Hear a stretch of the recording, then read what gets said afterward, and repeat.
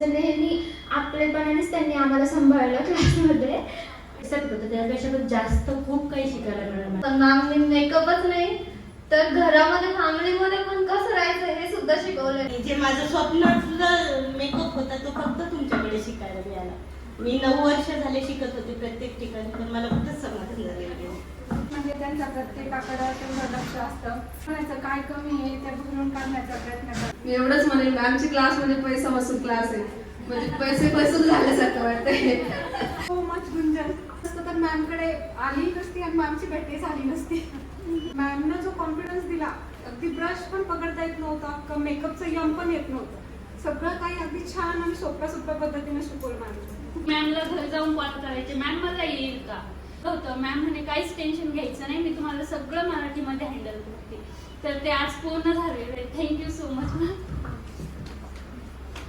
Makeups मला येत होते पण एवढे चांगले येत नव्हते, पण मॅडमने एवढ्या सोप्या पद्धतीमध्ये शिकवले की आता कोणताही मेकअप आम्ही बघून पण करू शकतो, ओळखू शकतो. आणि मला आज एक ऑर्डर पण आलेली आहे, आणि जेव्हा मला ऑर्डर आली तेव्हा मी सगळ्यात पहिले मॅमला कॉल केला होता.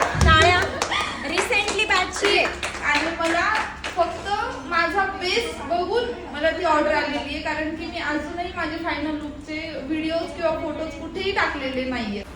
मैंने मैम को गूगल पे सर्च किया था जब मेरी यहाँ शादी तय हुई थी. उसके बाद मैंने मैम को मतलब उनके फोटोज वीडियोस देखे, और उसके बाद मैंने मैम को बाकी कोई भी मेकअप आर्टिस्ट नहीं देखे मैम. बहुत अच्छा मेकअप है, और मैं तब से सोच रही हूँ कि मैं मैम के पास क्लास करूँ, लेकिन नहीं हो रहा था, और आज फाइनली हो गया class. Thank you so much ma'am.